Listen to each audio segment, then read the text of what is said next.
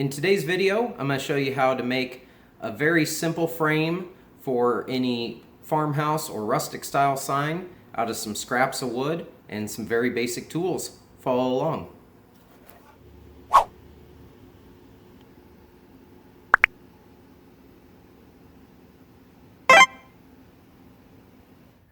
Not a lot of tools needed.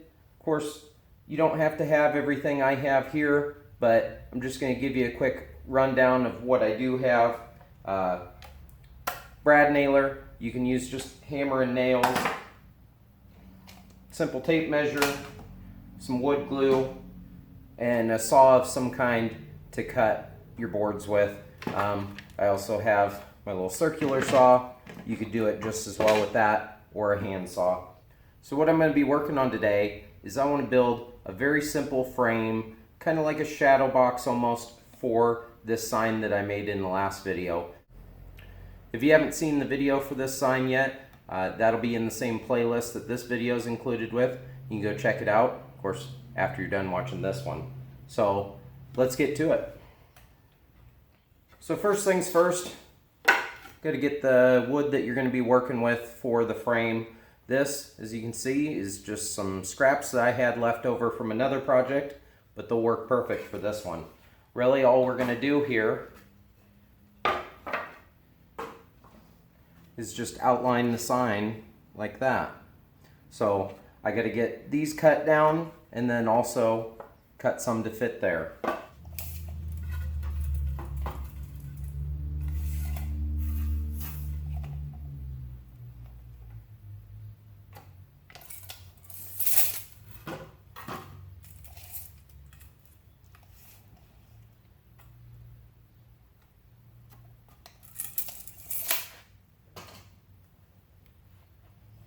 Alright, got my first two marked out there, so I'm going to get those cut.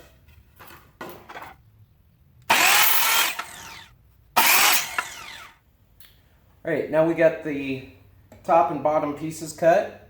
I got to figure out the sides. Easy way to do this, if you don't feel like figuring the width of the boards, especially if you're using something uneven, is just lay them down the sides here. And you can take what's left over in that space, and that's what you need.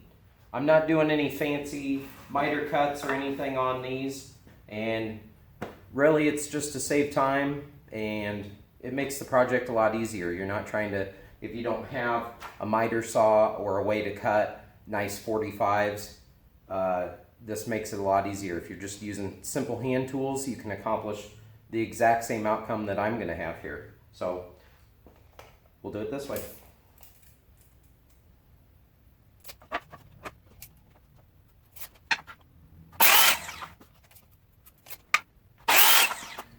Alright, got all our pieces cut here. So what I like to do is just fit it up first, make sure everything looks good, make sure the gaps are okay, and then I'll go through and hit that real quick with some sandpaper, and then we're going to put some stain on here. Figure I bring you in a little closer here, you can get an idea what I got going on.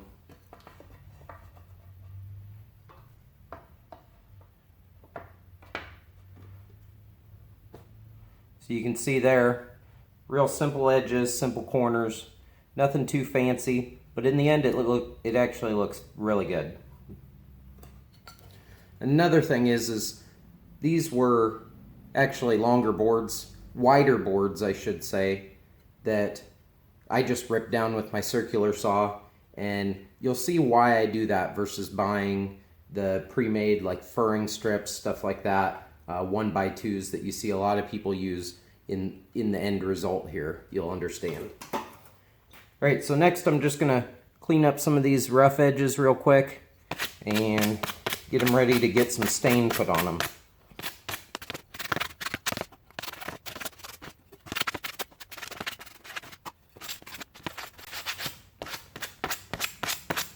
I'm not trying to take too much off.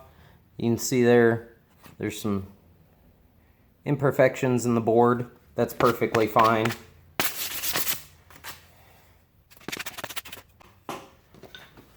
There we go. So in this one, nothing too fancy here, some Minwax. I'm not too particular about the color on this sign. Just want to get something on it. In fact, that was why I bought it. So we're going to start getting some stain on these things.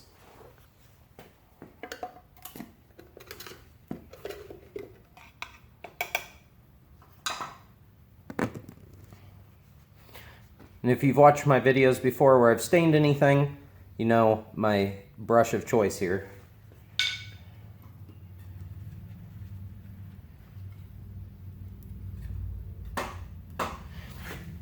Also, if you remember what I said just a bit ago, that I cut these down with a circular saw, the reason being, and you'll see more once I start getting the stain on, is that there's going to be a rough side from the circular saw and then the smooth factory finish side. I actually want to use the rough side from my circular saw, so I need to make sure that I'm finding all those because I want those to be my outer face on it.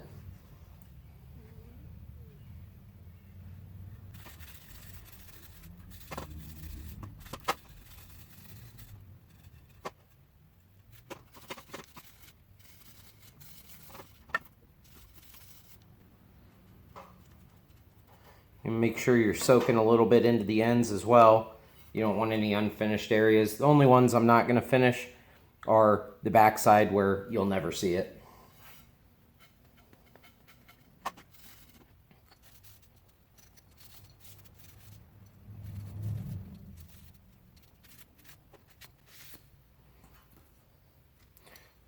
You want to go through and wipe any excess off. I'm just using the back side of the rag where I was holding it before.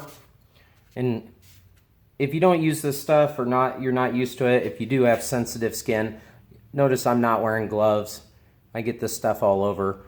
I'm used to having chemicals and paint and thinners and stuff all over my hands, but I know some people can have an issue with that and have a reaction. So make sure you take precaution, wear some gloves.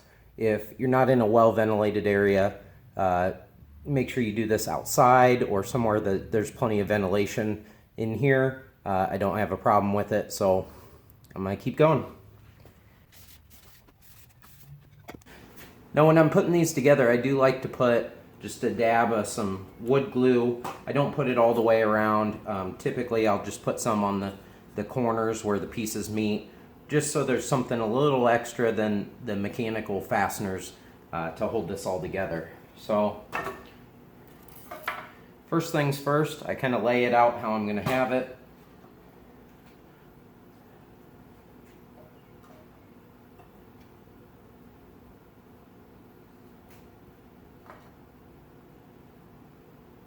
Yep, everything's going to work. That's why we fit it before. It's not perfect and it's not down to the nitty-gritty of it measurement wise, but that's what makes it easy. We're not going for perfection here. So, like I said, just a little dab on either end will work perfect.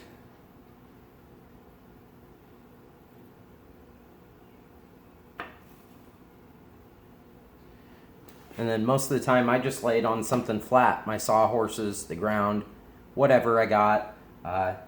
Again, not going for perfectly square, not going for perfectly aligned. That's kind of the point of it. So we'll get this nailed together.